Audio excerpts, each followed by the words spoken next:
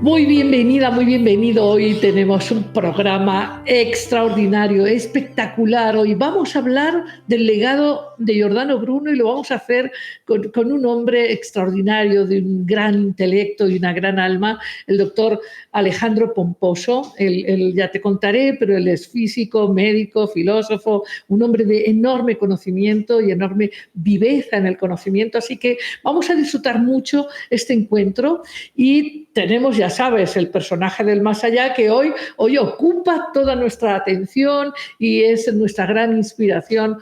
Para mí lo ha sido desde hace ya muchos años y ya verás, hemos hecho en México, hemos construido una plaza dedicada a Bruno, es la más importante en el mundo después de Campo di Fiori en Roma, ahí fue donde lo quemaron, pero en México tenemos la más importante plaza en el mundo dedicada a Bruno. Es un gran logro, me honro mucho en haber manifestado este proyecto de revaloración de Bruno junto a muchos colegas y alumnos, en fin. Y para empezar, ya sabes, en todos los programas tenemos nuestra pequeña sección para vivir sin miedo.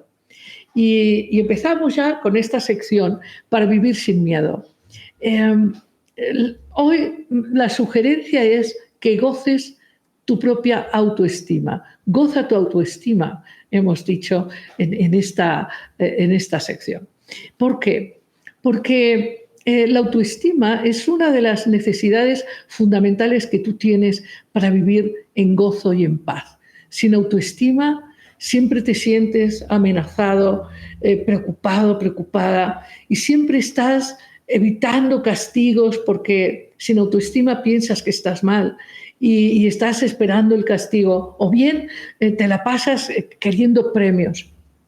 Ahora, entendiendo que la autoestima es una necesidad fundamental y que en la medida en que tu autoestima es sólida, tu vida se magnifica, tu vida se vuelve gozosa, abundante, divertida.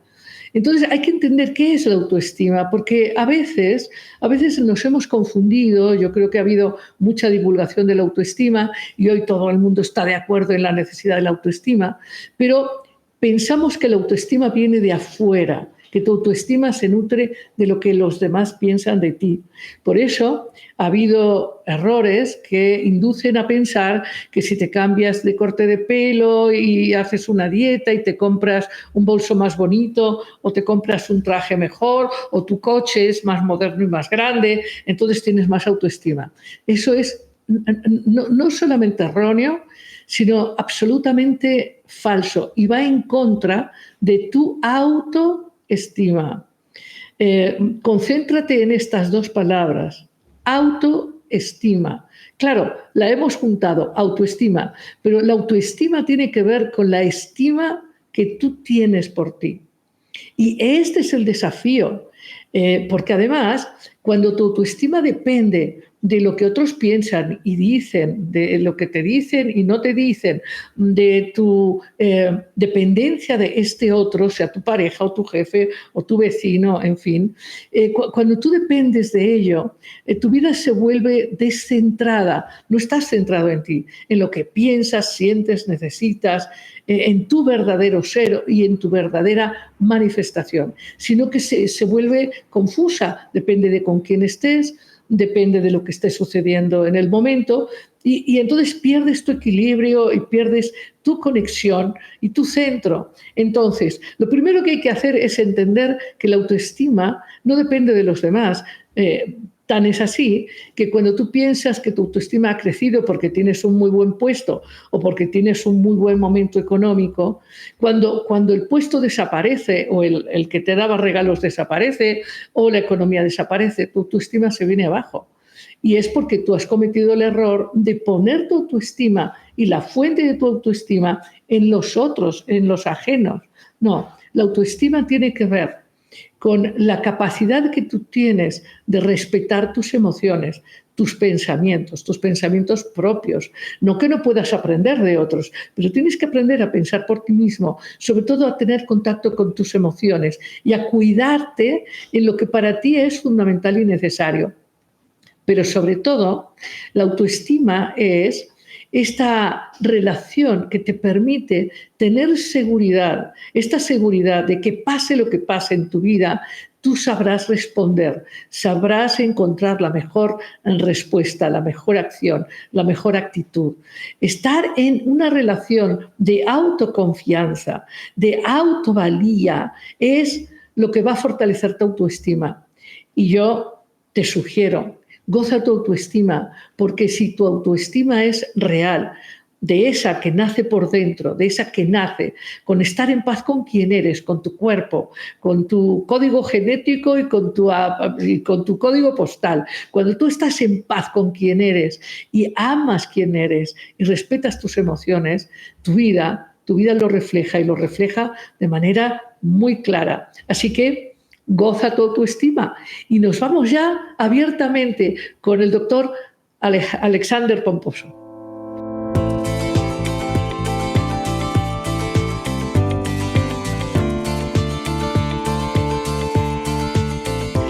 Qué alegría, hoy la verdad estoy, si cabe, más alegre que siempre, porque hoy vamos a dedicar el programa a un ser extraordinario. Sabes que en cada programa tenemos un invitado del más acá, otro del más allá, y hoy los dos invitados son grandes inspiradores.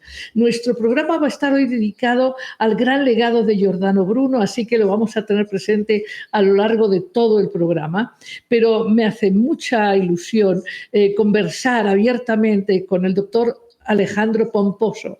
Él es un hombre de una cultura extraordinaria, él es físico, médico, filósofo, ha estudiado muy directamente y ha tenido amistad con Edgar Morin, el creador del pensamiento complejo, y hemos tenido muchas charlas con el doctor Pomposo acerca del legado de Bruno, y debo decir que el doctor Pomposo me acompañó y me ayudó hace muchos años a recuperar muchas llaves para conseguir bronce para la gran estatua que generamos, que mandamos construir, y para también todo este empuje que, siendo yo muy jovencita, ya lo verán, hay fotos por ahí, empecé esta campaña en pro de la revaloración de la figura de Bruno, que ya veremos que no solamente lo quemaron a él y le cortaron la lengua para que no hablara, sino que además pusieron sus libros en la lista de los no amables libros, ¿no?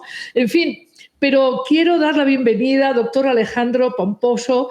Ya sabes que es una alegría para mí, es un gusto contar con tu presencia, con tu gran intelecto y sobre todo con esta pasión. Ahora que pensaba que nos íbamos a encontrar, viendo esta inquietud tan enorme que tú tienes, esta pasión tan enorme por el conocimiento, pensaba no solo que eres un hombre del Renacimiento, sino yo creo que tienes también esa misma pasión, ¿no? Bienvenido. Gracias, Lidia. Muchas gracias por la invitación. Estábamos hablando de cómo Bruno irrumpe en la mentalidad de la época, y efectivamente todos se sienten cuestionados, los calvinistas, los luteranos, los católicos y algunas autoridades políticas también, porque la verdad es difícil de asumir cuando uno no se abre al pensamiento libre. Claro, mira, todos los personajes históricos, todos, sean del corte que sean, son hasta cierto punto inabordables, porque siendo de otra época no podemos conocer todo lo que había detrás, ¿sí? Tú sabes que ese es el gran problema de la historia que es una disciplina fundamental para todo lo que uno haga. Aquí se muestra muy a las claras que no podemos alcanzar al personaje en su totalidad porque no tenemos ni la mentalidad ni las coordenadas del momento, ¿sí? Entonces, incluso en nuestra propia época nos es casi imposible juzgarla plenamente. Tú imagínate cuando nos tenemos que remontar siglos atrás, peor todavía, ¿no? Pero de eso que tú acabas de decir en tu introducción, hay algo que a mí me parece fundamental, y es el hecho de ser incómodo, ¿sí? Y Bruno, vaya que fue incómodo, y es más, sigue siendo incómodo. Lo más impresionante con Giordano Bruno es que a pesar de los siglos, Y a pesar del cambio radical de contexto, y hoy que nos ufanamos tanto de ser libres, abiertos, flexibles, pues no es cierto. Somos tan rígidos y tan inflexibles, posiblemente con otros giros, pero igual que hace 400 o 500 años. Y Giordano Bruno es un personaje que, como pasa con todos los genios de todas las épocas, no cabe en su época, como de hecho tampoco cabe en su persona. ¿Por qué? Porque es un hombre de su tiempo, en muchos sentidos, es un renacentista y todo, pero, como lo dices bien, va más allá, rebasa completamente las fronteras de lo políticamente correcto, de lo decente, de lo aceptable, ¿sí? Y entonces, definitivamente queda fuera. Hay personajes que tuvieron suerte, no pienso por ese entonces Galileo Galilei o Pico de la Mirándola, que tuvieron problemas y muy serios problemas, pero no les costó la vida. En cambio, a Michel Servet, a Giordano Bruno y a otros, sí que les costó. Sí, les costó la vida. Entonces, yo creo que ahí está esta otra dimensión aparte, ¿no? Que nos obliga a inclinarnos a ver en detalle qué es lo que dijeron. Porque tuvo que ser algo muy grave lo que dijeron para que provocaran esa reacción tan violenta sobre sus personas y sobre sus vidas. Hombre, es que lo que dijo desmontaba toda la mirada sobre la realidad y sobre el poder. Y mira, sobre todo decir una cosa que es lo que a mí me parece que, porque dijo muchas cosas, Bruno, dijo muchas cosas en muchos niveles diferentes, no es un hombre de una sola idea, no, es un hombre que tenía un despliegue de ideas y de iniciativas exuberante, ¿sí? Pero dentro de todo eso que él dijo, hay una cuestión que a mí me parece y que además en lo personal me fascina, es probablemente el aspecto que más fascinante me resulta de Giordano Bruno, y definitivamente preclaro, y es que él dijo clarísimo que no se podía pensar que la realidad tenía una única solución, que había un sinfín de explicaciones y que había que escucharlas todas, que había que darles lugar a todas, aunque uno después eligiera la más verosímil, la que mejor, más clara le resulta, etcétera, pero que había que escucharlas todas. Y ahora, esto se adelanta por más de 400 años a Paul Feyerabend, que también incomodó mucho en su tiempo, en su momento, en la primera mitad del siglo XX, hablando de la anarquía epistemológica, en donde dice que todo se vale. Entendiendo, todo se vale, quiere decir, a la mente no le podemos poner cortapisas y tenemos que darle justamente curso libre porque la imaginación, la creatividad, la iniciativa vienen de ahí y por lo tanto de ahí surge la verdadera ciencia, el verdadero arte, ¿sí? Y digamos, la proyección de las necesidades más íntimas del ser humano. Entonces, ahí en ese aspecto es donde yo sí digo, es impresionante que Bruno tuviera esa perspectiva tan precisa, ¿sí? de esto que hoy llamamos pensamiento complejo, ¿sí? Pero que, sin ponerle ningún tipo de etiqueta, formuló exactamente el contenido de esto. Y después analizó toda una cascada de consecuencias que se dejan venir muy pesadas a todo esto. Y tienes razón, esto incomodó a todo el mundo. ¿Por qué? Porque los príncipes y los políticos de entonces, como los de hoy, siguen pensando que ellos son la única solución. Las religiones institucionalizadas también consideraban que eran la única explicación posible y que cualquier otra estaba definitivamente fuera. Entonces, claro, él lanza los dardos con todo el veneno del mundo para decir cómo los protestantes caían en este individualismo egoísta, cómo los católicos caían en unos fanatismos completamente, como digamos, burocráticos, y como el judaísmo también caía en esta especie de orgullo excesivo que consideraba a todas las demás etnias del planeta como casi no humanos, ¿verdad? Entonces, él no tiene pelos en la boca. Oye, Alejandro, una cosa que quizás no se sabe muy bien es que él estuvo completamente en contra de la conquista de América, o sea, del tratamiento que se Sí, claro. hacía con los nativos americanos. Sí, bueno, Hay muy él, poca gente en su época que haya defendido, como Giordano Bruno, el maltrato que se hizo y esto que tú ahora mencionas, esta mirada despectiva que desdeña al otro, esto Giordano Bruno lo estuvo defendiendo de una manera muy feroz en él viajó contra. mucho. Él viajó mucho por Europa y fue alimentándose de muchos tipos de conocimientos. Estuvo en Inglaterra, en Francia, en Alemania. Y él, por supuesto, sabía, él había entrado en la congregación de predicadores, Dominicos, ¿sí? Los sí. dominicos. Y justamente un dominico muy notable, Fray Bartolomé de las Casas, precisamente había enfrentado esta famosa controversia de Valladolid en España, donde se discutía de si los indígenas americanos tenían alma o no, porque si no tenían alma era una barbaridad bautizarlos.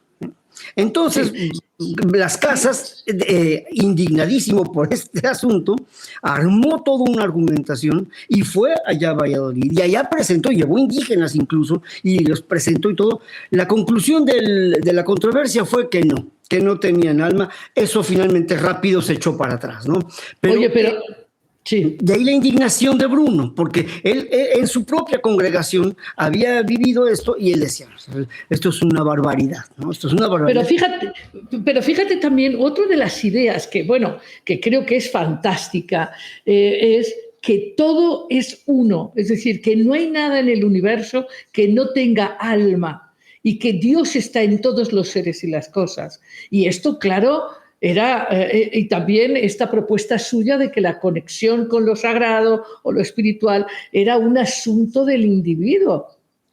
Bueno, ahí es donde empieza a haber un problema muy fuerte a nivel metafísico y teológico, porque el cristianismo, el judaísmo y el islam, las tres grandes religiones monoteístas del planeta, tienen como característica principal, sobre todo el judeocristianismo, en subrayar el carácter personal de Dios, es decir, que Dios es persona y que por lo tanto Él tiene que ver con cada individuo. Entonces, en el momento en que él llega preconizando una idea de que se acerca mucho a algo que después en filosofía se va a llamar el panenteísmo, entonces Dios está todo en Sí, todos, sí, y que en filosofía se llama una monadología, ¿sí? Porque más que practicar un atomismo, él era un monadólogo, ¿sí? así es, así es, Y Dios era la gran monada que contenía todas las monadas adentro, ¿no? Las así monadas. es. Y entonces Ajá. es él lo que, al decir esto de esta forma, pues va frontalmente contra lo que predicaba la teología cristiana, la teología católica, ¿sí? Entonces, por supuesto que estalla la cacerola. Repito, hoy no lo entendemos del todo, porque nos diríamos, pero es que en ese entonces la frontera entre la política y la religión estaba muy desdibujada, como lo sigue estando hoy día, por ejemplo, en muchas partes del Islam, incluso del mismo cristianismo, ¿no? Va uno a Sudamérica y los presidentes todavía asumen su poder jurando sobre la Biblia, ¿verdad? Es decir, ahí no está totalmente superada la cosa, ¿no? Realmente México es uno de los pocos países que se puede ufanar de tener una clarísima división entre iglesia y Estado, las famosas leyes de reforma de Juárez, que preconizaron esta cuestión, ¿sí? Entonces, pero es más, el mismo análisis histórico es en el momento en que se dictan las leyes de reforma por Juárez, es en ese momento que realmente se concluye la independencia de México, de España, Sí. porque es a partir de ahí, ¿no? Entonces, claro, volviendo a Bruno, Bruno lo que está diciendo entre líneas es que la fe está sirviendo no solamente para subyugar a millones de indígenas y tratarlos de manera indigna, sino que además está funcionando como una arma de propaganda para programar a Sí. las personas, coartarles su libertad y someterlos, pues eso, como si fueran Bueno, esclavos. creo, creo que algo que puede ser muy interesante ahora para compartir con todos los que nos están acompañando es esta teoría suya sobre la asinidad ¿no? Comparando al hombre para bien o para mal con el asno, ¿no? Que puede o ser muy trabajador, obediente y crecer, o que puede simplemente dejarse llevar a palos, ¿no? Y no moverse. Y hablando de esta propuesta de Bruno, de que la condición humana es una condición que se adquiere con esfuerzo, hablando un poco de este vicio del que hemos hablado tú y yo muchas veces, el vicio de la apatía, de pues no importa, pues así me la voy llevando, y cómo Bruno hablaba del heroico furor, explicando que claro que es heroico enfrentarse a la inercia, ¿no? Al autoabandono, y la importancia de estar animado con la pasión de conocer, esta pasión que nos anima, ¿no? Y que nos vuelve humanos, y él plantea incluso hasta dioses, ¿no? Pero él planteaba cómo para volverse humano hay que interesarse, hay que comprometerse, hay que amar, hay que buscar conocer. Claro, no, mira, pero a veces uno, si no está bien enterado de los asuntos teológicos detrás, puede parecer que habla muy a la ligera, y no, realmente no habla a la ligera, Bruno. Por ejemplo, cuando esto que dices tú sobre los dioses, ¿no? Bueno, hay un salmo que dice precisamente que sois dioses. Ajá. Y dice así, y Dios en su trono rodeado de dioses. Dioses con D minúscula. Claro, es decir, Bruno conoce perfectamente esto. Sí, lo que ocurre es que hoy el analfabetismo bíblico es casi total, y entonces nadie sabe nada. Todo el mundo tiene la palabra Biblia a flor de labios, pero ¿cuántos han leído la Biblia? Muy poquitos. Y entonces, y claro, no, Bruno conocía perfectamente las escrituras y sabía que ahí había una serie de cosas contenidas que muy inteligentemente la institución católica había dejado como en silencio, ¿no? Porque esas no convenían, ¿sí? Tú sabes que hay muchas cosas que dijo Santo Tomás de Aquino, ¿sí? Tú sabes que Santo Tomás de Aquino, por ejemplo, aprobaba el aborto durante los primeros 40 días del embarazo. Sí, claro. Eso no lo va a decir la Iglesia Católica. Él no aceptaba bueno, no era dogma en ese entonces, pero no aceptaba la idea de la Inmaculada Concepción, Tomás de Aquino. Sí, sí, o sea, sí. Y él sabía todo esto, Bruno, él conocía muy bien todo esto, ¿no? Claro. Y este asunto el furor de conocerse a sí mismo, hay en Bruno, yo creo, de hecho lo dice claramente, ¿no? Cómo hemos olvidado, a la manera de, como ahora hablamos de olvido, de lo que se supo ya en Grecia o lo que se supo, él hablaba de esta cosmovisión que desde su punto de vista los egipcios habían logrado. Y una de las cosas que molestaba especialmente a la comunidad quizás judía era que él planteaba que todo lo que ellos sabían lo habían heredado de Egipto, que Moisés, todo lo que sabía, que era muy valioso, de hecho él hace un guiño con una de sus obras que le llama la Cábala del caballo Pegaso, ¿no? Ahora, yo pienso en este momento, hablando de los olvidos, en fin, que entendiendo Bruno que el universo es uno, ¿no? y que el sol y que la Tierra no era, por supuesto, no era el centro, sino el Sol, pero que además había infinito universo, muchos universos. Hoy todavía yo creo, Alfonso, Alejandro, yo creo que es que estoy como cavilando en esta cosa de mirar cómo nosotros nos vivimos aún como autocentrados en la Tierra, como si de verdad todavía no nos cabe en la cabeza que vivimos en la Vía Láctea y que esto es apenas un aspecto mínimo del sistema de galaxias, en fin. Mira, volviendo a lo que tú mencionabas sobre el asno, porque es algo muy interesante. Tiene mucho más tela de donde cortar de lo que uno se puede imaginar a primera vista. El asno pasa un poco como con el gato, ¿verdad? Pero el asno es como que más famoso. Tú quieres insultar a una persona diciéndole que es un ignorante, eres un asno. Y fíjate qué injusto, porque el asno no solamente es un animal hermoso, no sé si alguna vez has visto de cerca, los ojos de un asno son preciosos. Son preciosos. Al revés, es un animal muy inteligente y por lo mismo es muy voluntarioso. Y se reserva el derecho a decir, no quiero. Así es. ¿Sí me entiendes? Entonces, claro, eso... El asno sabe muchas veces a dónde ir y cómo ir, Así es. Claro. Entonces, él le da una estocada directa al ego del hombre, ¿verdad? Diciendo, espérate, no, decido yo, y se resiste, ¿no? Y lo tratamos de tonto porque no hace lo que nosotros queremos. Entonces, la imagen que tiene ahí Bruno es una imagen muy rica y espantosamente crítica. Dice, el que no está de acuerdo con lo que le impone la iglesia o el dogma o el político, ¿verdad? Automáticamente es considerado como un hereje, un desviado, un tonto, un loco, un brujo o bruja, ¿verdad? Y automáticamente, ¡pam!, a la hoguera o hacerle la vida imposible, ¿no? Entonces, y al revés, son precisamente las venas de la crítica las que muestran mucho mejor la inteligencia y las posibilidades de la inteligencia humana.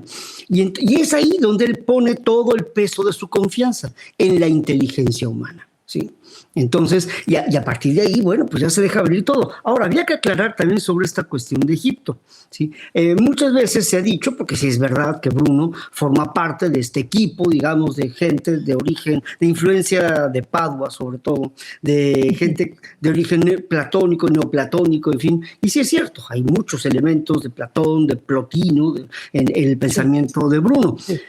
Pero hay que aclarar que Bruno no es simplemente una especie de melting pot de todo, sí, claro que no, de pedacerías, no, él tiene su propia aportación muy original y de hecho le da, como decía hace un momento, al atomismo, por ejemplo, de Epicuro, que no es que más que el de Demócrito, es el de Epicuro, lo transforma en una posibilidad más bien de tipo de una mónada, ¿sí? Una monadología, como después lo va a hacer Leibniz. Exactamente, como lo va a hacer Leibniz más adelante. Sí, claro. Sí, entonces, claro. Bruno en ese aspecto también es muy preclaro. Él ve venir ahí una cuestión interesante.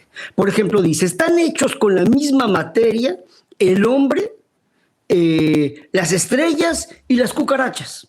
Y las plantas. Es decir, mira, no lo está diciendo así porque no tiene los elementos para decirlo así, sí. Pero él está diciendo de antemano, fíjate tú, que hay una tabla periódica de los elementos de Mendeleev, ¿sí? Que son los átomos con los que está constituida toda la materia. Entonces, nada de que nos consideremos una materia sublimada, especial, no, porque es la misma que hay en cualquier otra realidad de la naturaleza, ¿sí? Claro, solo este heroico furor nos permite expandir nuestra conexión. Pero mira, Lidia, no es un heroico furor nada más de di lo que se te pegue la gana, ¿no? No, es una pasión de mucho pensar, de mucho estudiar, de relacionar, de mucho observar, de todo. Exacto. Así es. Es una mirada, pero es una mirada muy inteligente, no es una mirada anodina, no es anodino. Bruno será lo que tú quieras, pero ni es ingenuo ni es anodino, no lo es. No, todo lo que dice lo dice con clara intención, clarísima. De hecho, hablando de, por ejemplo, este recurso que generaba mucha envidia en mucha gente de la época, que es su habilidad para entender y manifestar una gran imaginación, pero también el famoso arte de la memoria.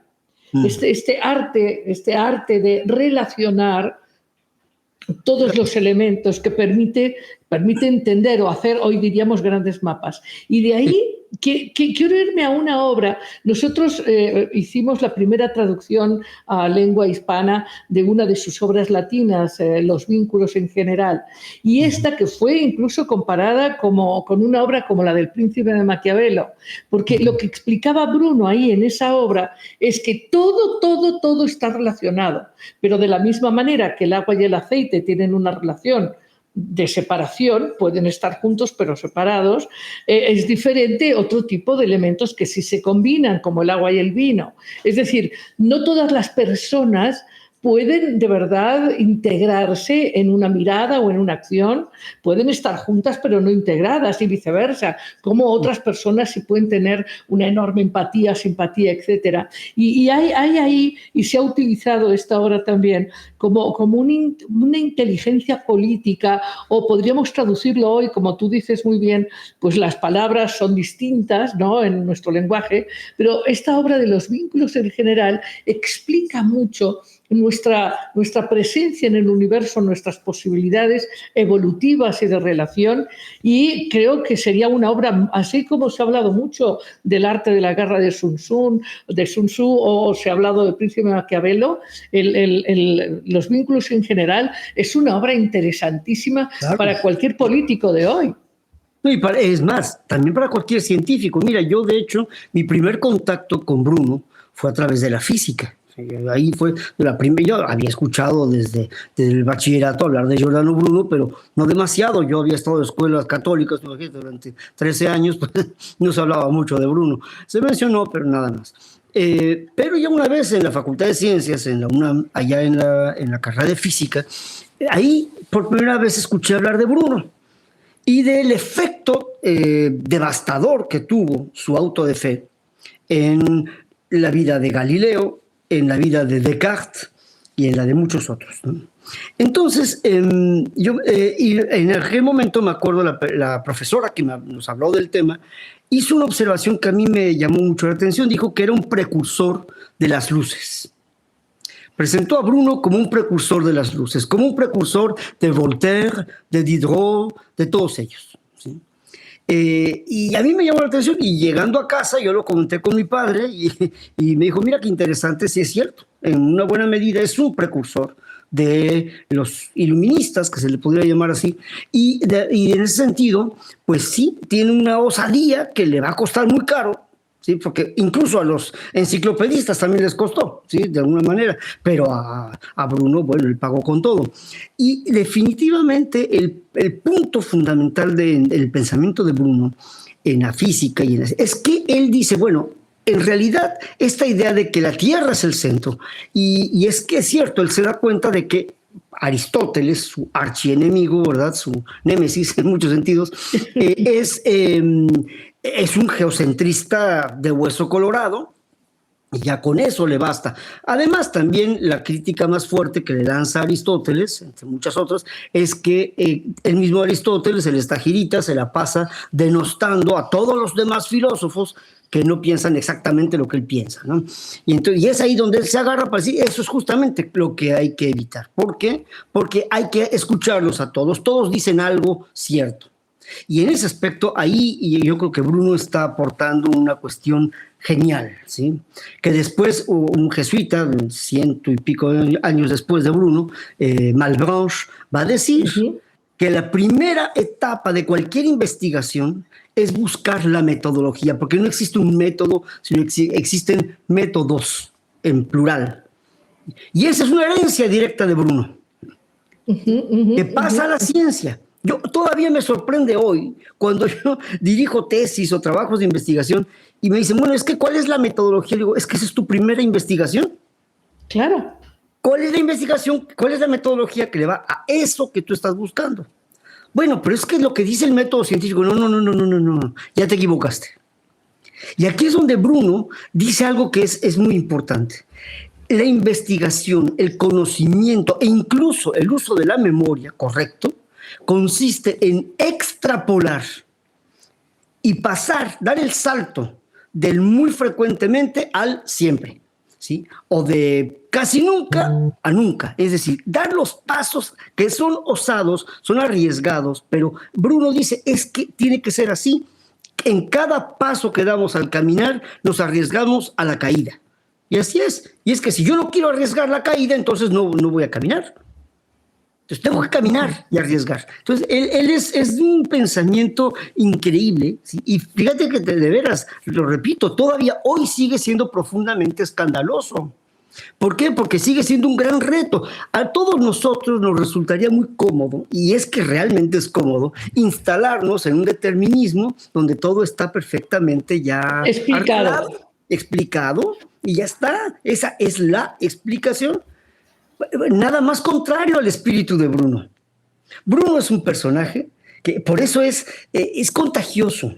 Bruno es un personaje, y ahí es donde está la genialidad, ¿no? Uno lo lee y dice, yo me hago a un lado mis prejuicios, y no hay quien no tenga prejuicios, ¿verdad? Yo hago a un lado por un momento, por lo menos, mis prejuicios, y lo leo y digo, es que esto es abismal.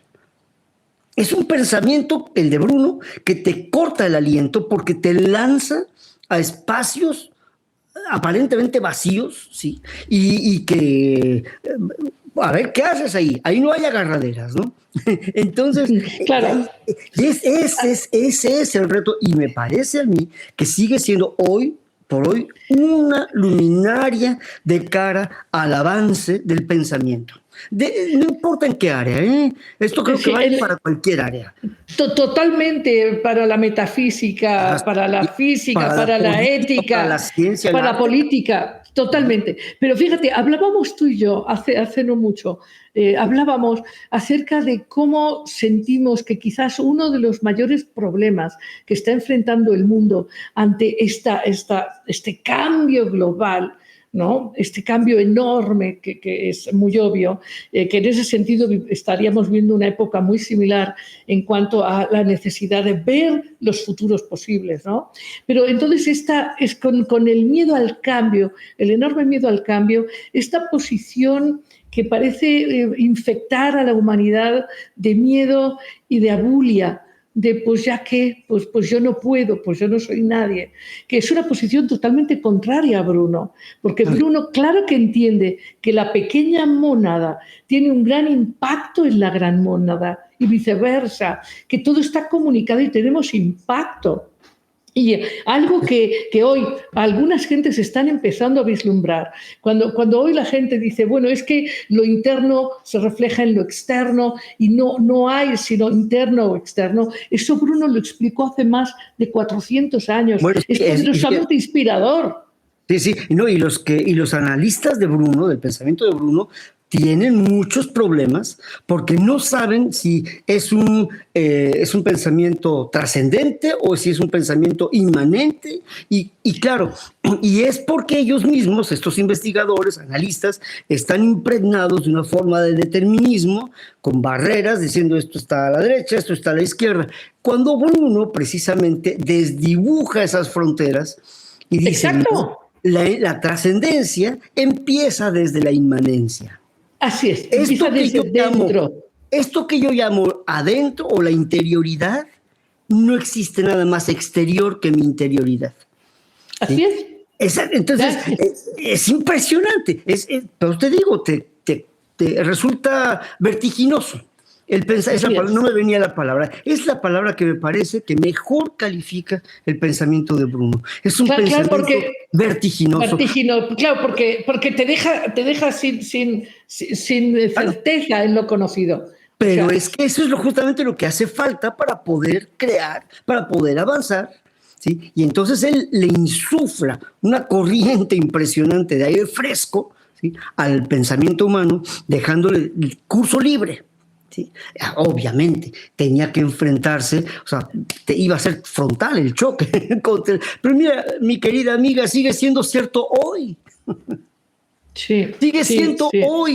Hoy posiblemente ya no me van a pegar fuego ahí frente a la mirada atónita de no sé cuántos cientos de Uh, personas, pero hay lugares donde igual sí lo hacen, ¿eh? Es hombre, decir, hombre, hoy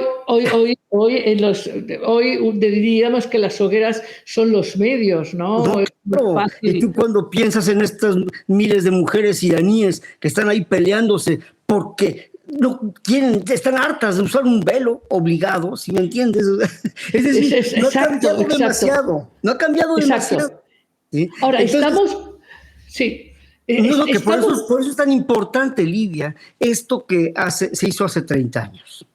Por eso así es es, tan y que importante, estamos porque haciendo, y que no es seguimos nada más, haciendo. claro, no es nada más, que digo, ya es bastante, como digamos, es una gran hazaña el haber juntado no sé cuántos miles y miles de llaves para montar una réplica de la estatua que está ya en Campo de Fiore, Oye, en Roma. bueno, en Pero, Roma, pero la que tenemos, ya sabes que sí, pero la que tenemos aquí en la Ciudad de México, sí, la más importante, salvo la de Campo di Fiori, la sí, claro. hicimos con tu apoyo y de otros muchos No, que nos pero es dieron que muchas llaves. Y era sabes obvio, mi qué, querida Lidia. y sabes que también, pero tengo que contar la cantidad de alumnas que me ayudaron a vender boletos para la rifa de un coche y esto y lo otro y lo más allá. Y ha sido una cosa maravillosa porque inauguramos la estatua 10 años antes de que se cumplieran los 400 años y nos parecía que era fundamental. Y luego a partir de ahí Cada año hemos estado, bueno, ya sabes, haciendo seminarios, se han hecho ya muchas tesis en México, doctorales y de licenciatura, y se han hecho obras también literarias en México, y a mí eso me da mucha satisfacción, Claro. porque como dijiste, México tiene semillas de libertad muy grandes. En el alma de México hay mucha conexión, mucha intuición y hay una forma de amor por la libertad, Bueno, mira, aunque... ese es el significado del famoso escudo de la bandera de México. El águila comiéndose a las serpientes, el espíritu venciendo a la materia, ¿sí? Claro, Eso es lo que significa realmente. sí, Entonces, claro. por eso es importante esto. No es nada más por la estatua, por el personaje histórico. No. Desde luego todo eso es relevante, pero hay algo mucho más fuerte. Y es que es un personaje de referencia. Es un referente. Su pensamiento y su personalidad y su actitud son un referente para quien quiera que sea que aspire a una libertad del espíritu. ¿Sí? Claro, por ejemplo, tú dices, o sea, es verdad que pues Galileo dijo, bueno, pues sí, lo que ustedes quieran y de todas formas se mueve y así, pero el caso de Bruno es este hombre que es, como siempre sucede, porque la enemistad siempre, digamos, las traiciones, esto lo saben todos los que han leído historia, los grandes derrocamientos y traiciones siempre han surgido de los cercanos. Nunca se han derribado los sistemas por alguien externo, sino siempre es por dentro, y siempre es por dentro. Lo que pasa afuera siempre es por dentro, siempre es por dentro.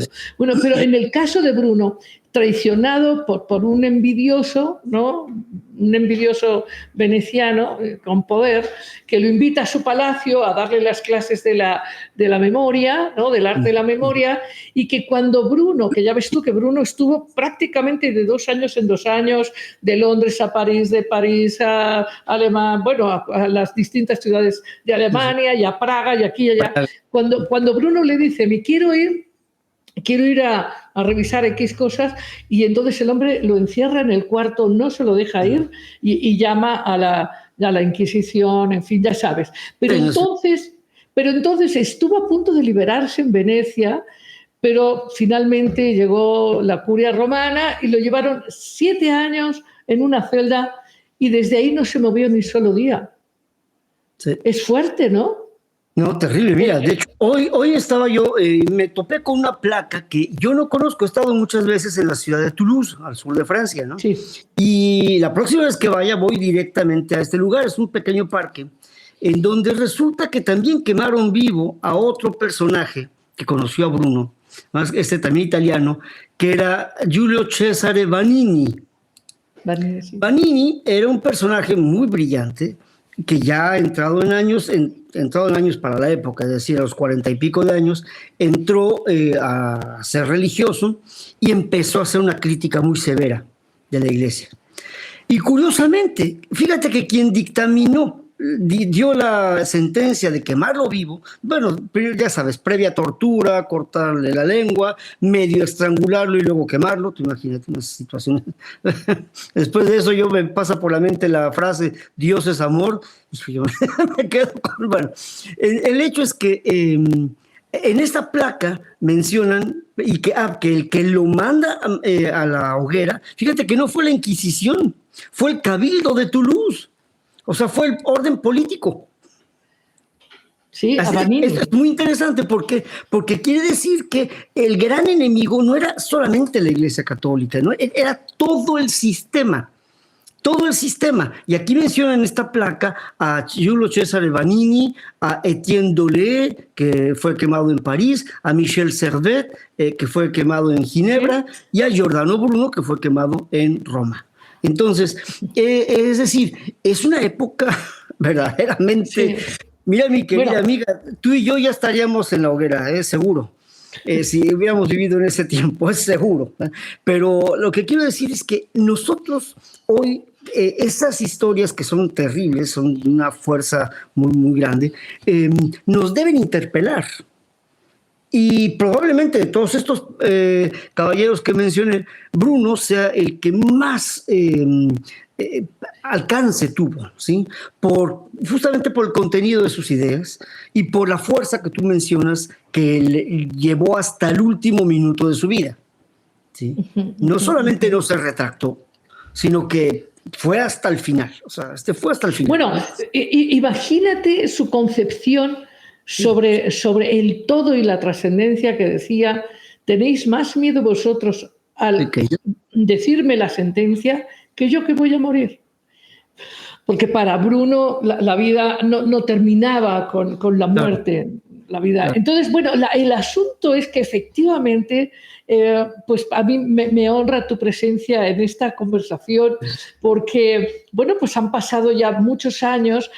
Con el tema del COVID no pudimos celebrar los 30 años, que se cumplirían en el 21, pero estamos ya en este 22, hemos engalanado la plaza, hemos puesto muchas frases de Bruno, en fin, pero como sabes, estamos siempre detrás de la difusión de este pensamiento que rompe estos techos que vivimos más allá de pensar en que si hay un infinito. El hecho es que nos vivimos como si no lo supiéramos. Así es. O sea, decimos, ya salió el sol, sin darnos cuenta de que el sol no sale, es la Tierra la que se mueve. Pero digamos, el condicionamiento nos hace vivir en un cuadritito con demasiado miedo. Y uno de los valores fundamentales de Bruno era la conciencia de que el hombre tiene el poder de crecer, de ser libre, de tener valentía, ¿no? La asinidad positiva, ¿no? Que él planteaba la asinidad positiva como esta búsqueda de conocimiento con esfuerzo. Hoy, por ejemplo, la gente quiere hacer milagros con su vida, y todo el mundo quiere tener vidas exitosas en el amor, en el trabajo. Sí, pero todo eso es un proceso.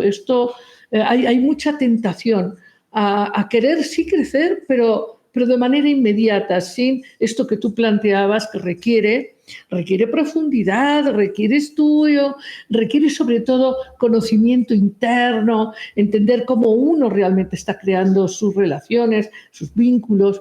Es un tema importante en nuestro mundo. Hoy, por ejemplo, que enfrentamos esta guerra que es un espejo de este instinto por el poder sobre el otro, en un mundo que ya es muy claro que somos uno, ya estamos muy claros de que todos, como decía, ¿te acuerdas esta vieja historia del emperador que soñó que era una mariposa y cuando despertó pensaba si no sería una mariposa soñando que es un hombre, ¿no? O sea, y hablando de que traje esta idea de la mariposa, hablando de que el aleteo de una mariposa pues puede conmover pues vientos en otra parte del planeta. Entonces, simplemente me he ido así un poco, porque me parece impresionante que no entendamos hoy que la guerra que hay en África, o la guerra o los disturbios que puede haber en Oriente Medio, o lo que está ahora pasando en los países eslavos, en Ucrania y en Rusia, es algo.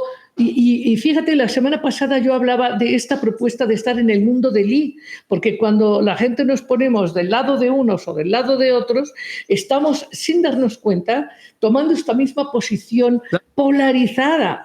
Y tenemos que entender, hoy por ejemplo escuché un concierto precioso, que lo voy a mandar en mis redes, hablando de este intento de ya paz, haya paz, haya paz, pero necesitamos entender eso de que el hombre comparte un destino universal, ¿no? Y tenemos que enfocarnos en esta expansión, como tú dices, en esta búsqueda de libertad del conocer, porque lo que conocemos del universo y sus habitantes es nada. Para empezar, de nosotros mismos, ¿no? Mira, tenemos que ser capaces de hacernos preguntas. ¿Sí?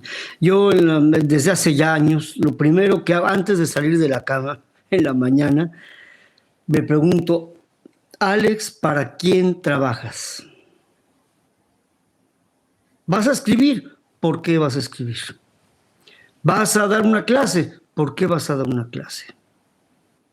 ¿Qué argumento puedes tú dar? Porque mira, y yo me he dado cuenta que aunque no llegue nunca a la respuesta así total de eso, el esfuerzo por responder a eso es el antídoto que me evita precisamente el caer en esta soberbia de decir, yo controlo mi vida, yo soy el que lleva todo el control, yo soy el que manda, el que le dice a mi gatito, quítate y te quitas, si no te quito, no, no señor. Entonces, yo soy origen de muchas cosas, pero también soy objetivo de muchas cosas. Y Totalmente. no puedo separarlas, ¿sí? Entonces, esto es algo muy importante porque si no tengo esta capacidad de preguntarme, automáticamente caigo en esa soberbia, que es la que nos tiene perdidos. Claro, Estamos tan perdidos en esto, Lidia, que incluso la felicidad nos cansa. ¿Sí? Sí. Entonces, Sí. ese es el punto. Y por eso cuando uno ve estas guerras y todas estas tonterías que son espantosamente caras porque cuestan vidas humanas, ¿sí? Entonces es terrible, o sea, no es nada más dar la lata. Oye, claro, y esto que apuntas me lleva a este pensamiento complejo y a la enseñanza filosófica mágica, porque Bruno la llamaba magia, pero es Sí, filosofía aplicada a las relaciones, ¿no?, de todos los seres. Entonces, me llama justo la atención a esta amistad que has tenido con Morán y este asunto de entender el pensamiento complejo, no ser perezosos mentales y querer respuestas predeterminadas, simplistas, ¿no? Sino tener porque el mira, esfuerzo. porque ese simplismo y esas respuestas prefabricadas que tú mencionas son en el fondo una forma de ceguera. Anestesia total. Son ceguera. Y cuando tú analizas nuestros sistemas educativos, son sistemas que inducen a la ceguera. Entonces, mira, yo un día se lo dije a un profesor importante allá de la UNAM. Le dije, mira, el problema de la universidad, y no solamente de la UNAM, sino de la mayoría de las universidades en el mundo, es que no están generando profesionistas, están generando empleados, que no es lo mismo, ¿sí? Un empleado es muy cómodo porque yo lo puedo manejar como quiera, ¿sí? Le aprieto un poco las tuercas, le suelto, lo voy manejando como si fuera una máquina. En cambio, un verdadero profesionista sabe decir no y sabe por qué dice no. O sabe decir sí y sabe por qué dice sí. Y eso siempre es incómodo para los demás, que quieren controlarte, ¿no? Entonces, definitivamente a nuestra humanidad le falta mucho. Y por eso es tan importante asomarse, y asomarse en serio, a personalidades como la de Giordano Bruno. Porque ellos no es que tengan la respuesta, pero sí nos lanzan una luz muy potente sobre este camino, que es el único, no quiero decir en el sentido de que determinista, ¿no? Sino en el sentido de que realmente tenemos que darnos cuenta, porque si no estamos perdidos, de que necesitamos conquistar nuestra libertad. Y eso es del diario, es cotidiano. Y porque esa es nuestra tarea principal. Solo hacemos bien lo que hacemos libremente. ¡Wow! ¡Wow! ¡Qué frase, doctor Alejandro Pomposo! Pues no sabes, te agradezco enormemente tu presencia aquí y ya sabes, tenemos muchas conversaciones pendientes que quisiéramos que las disfruto tanto contigo. Me encantaría que nuestros amigos y amigas aquí de Sabiduría para Ser Feliz, de Amar Abierto, pues que también tengan el gozo de escucharte, que es siempre fantástico. Muchísimas gracias. Muchas gracias. Y nos vamos así, brevemente, a Cuentos sin Cuento.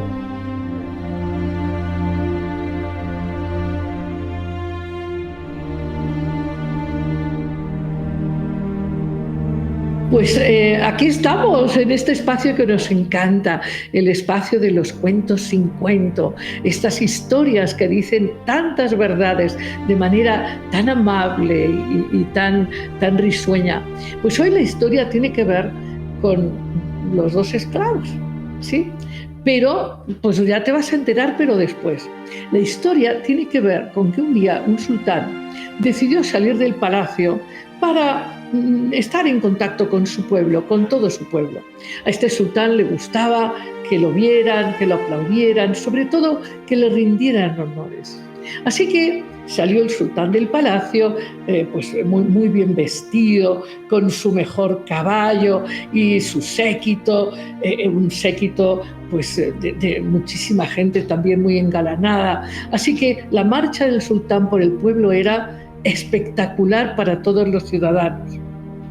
Y todos, cuando veían pasar al sultán, por supuesto agachaban la cabeza y le rendían honores y lo alababan. Y bueno, y el sultán estaba pues muy contento. Eso, la verdad, le gustaba mucho. Y además pensaba que para eso es el pueblo, ¿no? Y para eso él era el sultán. Y a medida que iba caminando se encontró con un hombre muy vestido muy sencillamente, como con harapos, que ni lo miró, ni lo saludó, ni le hizo caso. Y entonces el sultán se enojó y dijo: tráeme a ese hombre. Y se lo trajeron. Y este era un derviche, era un practicante de la sabiduría.